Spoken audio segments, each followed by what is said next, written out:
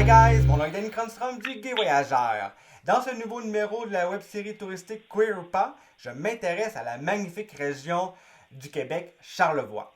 Célèbre pour sa topographie idyllique de les collines et les montagnes ondulantes le long du fleuve Saint-Laurent, le paysage est fait du résultat d'un impact météorite massif qui s'est écrasé il y a des millions d'années et qui a créé des cratères de près de 60 km de diamètre. Charlevoix est une région du Québec à découvrir absolument. Depuis la ville de Québec, vous aurez un accès à la charmante ville de Baie-Saint-Paul en moins d'une heure.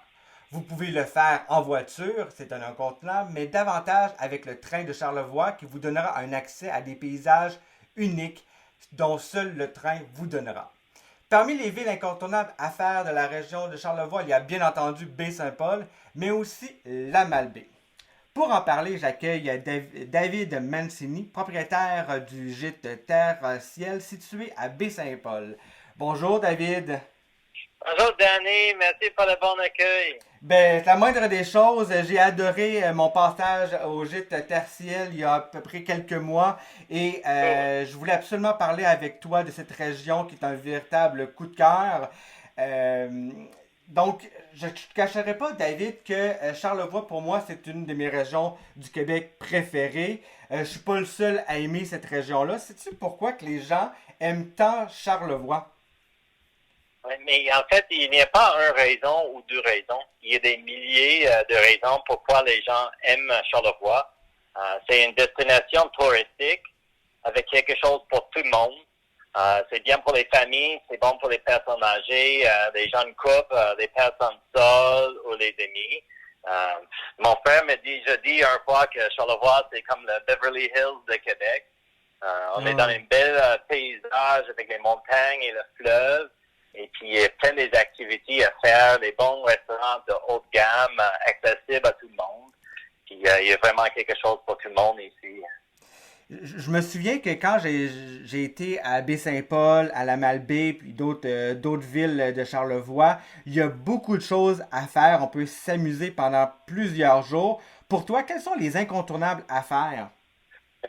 En fait, il y a tellement de choses ici. Je suis à Saint-Paul depuis 11 ans et j'ai pas encore tout fait, tout ce qu'il y a à faire ici.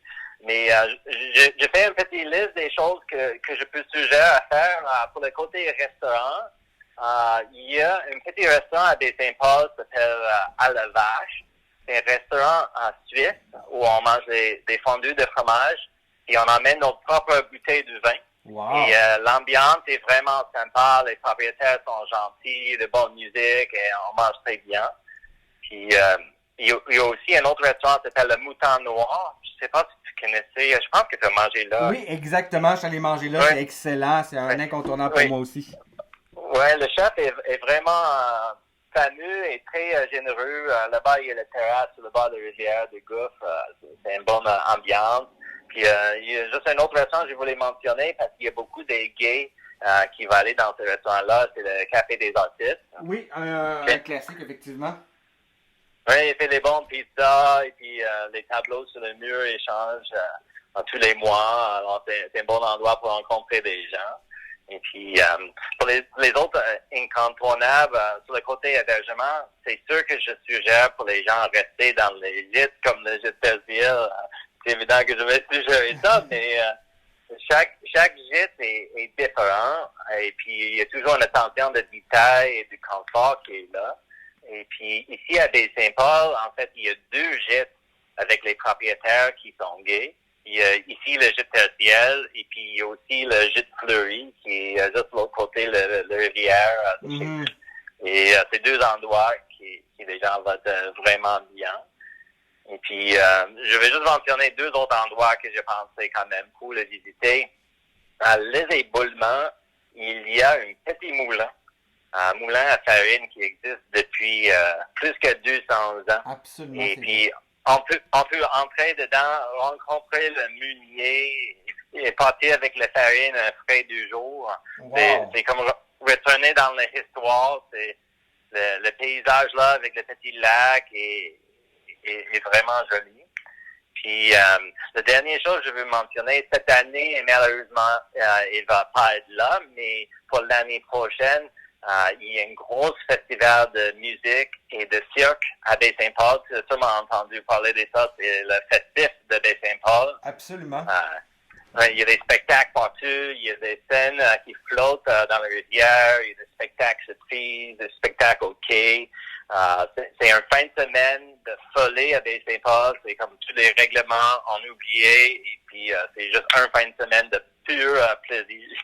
Baie-Saint-Paul est reconnu notamment pour son cirque, mais aussi pour ses nombreuses galeries d'art. C'est très agréable de marcher dans la rue principale. C'est beau, c'est joli. Il y a aussi le casino du manoir Richelieu à La Malbaie qui est intéressante à faire.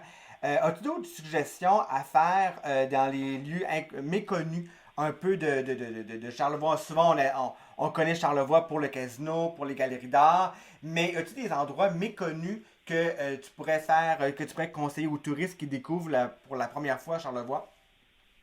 En fait, il y a beaucoup des endroits cachés ici, que c'est difficile de se rendre s'il n'y a pas un local qui va dire comment se rendre là-bas. Par exemple, ici à Baie-Saint-Paul, il y a des chutes dans la montagne que j'aime bien aller pour aller baigner avec des amis et reposer sur des roches. Mais si je dis où est ces endroits-là, en fait, ce n'est plus un endroit secret. Mais il y a quand même un endroit qui peut être intéressant. Il y a une plage nue. Je ne sais pas si tu es au courant de ça. Mais c'est Cap-aux-Oies. Oui, j'en ai entendu parler, effectivement. Il y a beaucoup de gays qui se rendent là-bas les journées chaudes.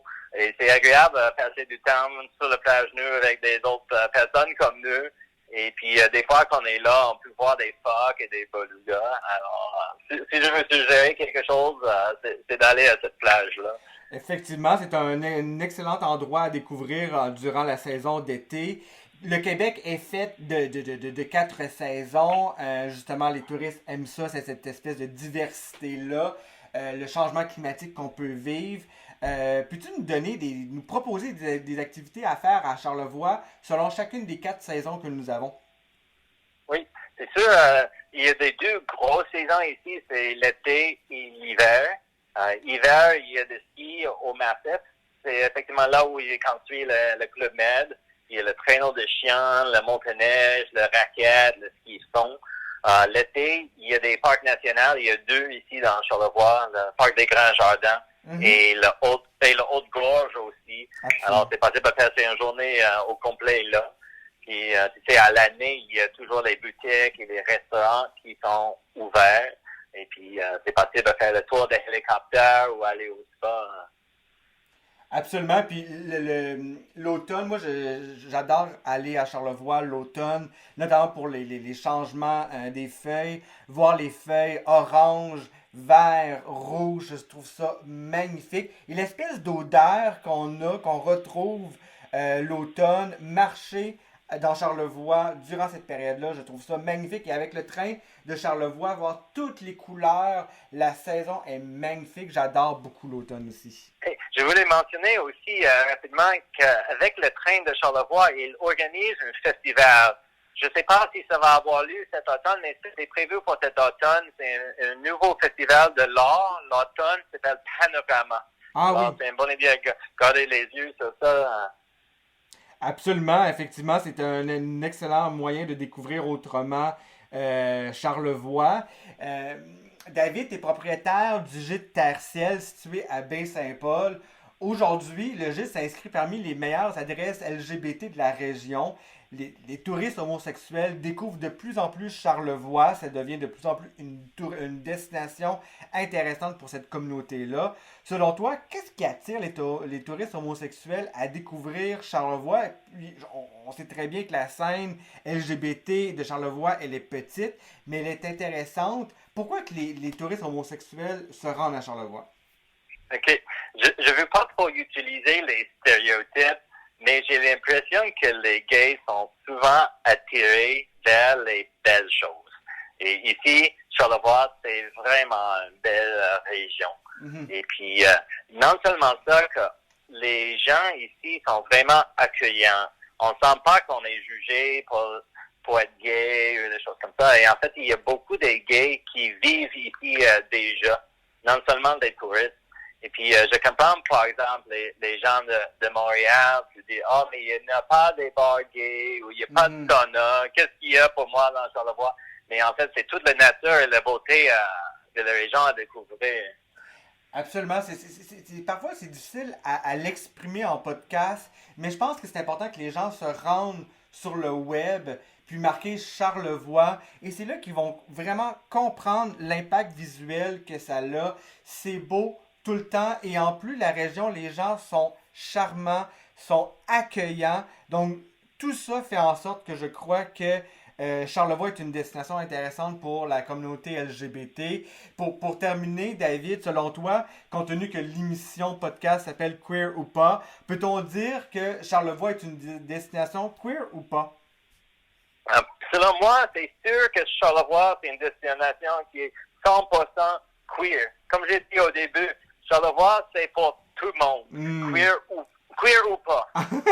Absolument. Merci beaucoup, David. Et merci, Danny. Ça a été vraiment agréable d'en apprendre un peu plus sur cette magnifique région. Si on souhaite en apprendre un peu plus sur ton gîte qui se nomme Terre-Ciel, situé à Baie-Saint-Paul, à quel endroit on peut obtenir plus d'informations?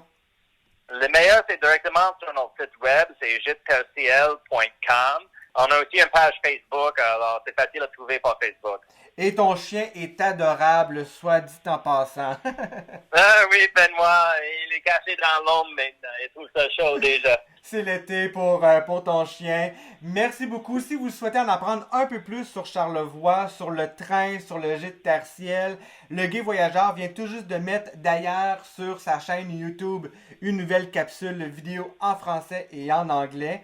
Si vous avez aimé cette interview, je vous invite à commenter ce podcast, à vous abonner à la chaîne, à aimer et surtout à partager cette nouvelle capsule de Queer ou pas. C'est une excellente façon de nous dire que vous avez apprécié la web-série touristique. Cela nous donne des ailes pour continuer, bien entendu. Si vous avez des gens que vous aimeriez qu'on interviewe ou d'autres destinations que vous voulez qu'on vous fasse connaître, dites-nous-le en commentaire. Le Gai Voyageur est là pour ça, bien entendu. Je vous invite également à suivre le Gai Voyageur et la web série Queer ou pas sur Facebook, Instagram, YouTube et bien entendu sur leur site internet respectif, legayvoyageur.com ou queeroupas.com. Merci David, on se retrouve dans un tout nouveau numéro de la web série Queer ou pas très prochainement.